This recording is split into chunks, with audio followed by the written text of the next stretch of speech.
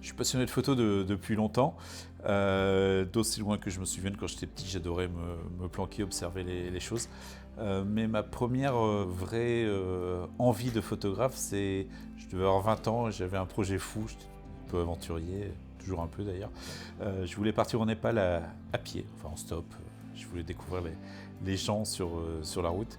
Donc la seule chose que je voulais emporter à l'époque, c'était un appareil photo. Donc je m'étais intéressé aux appareils, etc. Bon, ça s'est pas fait pour diverses raisons. Donc je suis retourné à la photo des années plus tard. Donc j'ai acheté un appareil et puis je me suis formé en autodidacte. J'ai acheté des magazines, Réponse Photo, etc.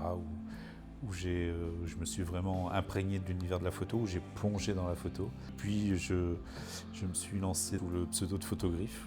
Alors Photogriffe, pourquoi ? Parce que je voulais faire de la photo animalière au départ.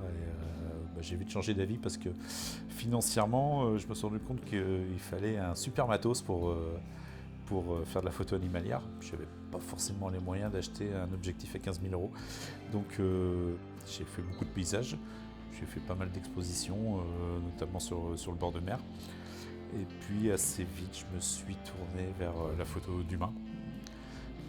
J'ai découvert des photographes qui m'ont beaucoup inspiré, comme des gens comme Cartier-Bresson, Willy Ronis ou surtout Sebastião Salgado, qui m'ont donné un goût pour les expressions, les émotions, l'envie de faire découvrir les choses du monde, et puis surtout qui m'ont attiré vers le noir et blanc. Alors je fais beaucoup de photos couleurs, bien sûr, notamment sur le paysage. Par contre, le noir et blanc, c'est quelque chose qui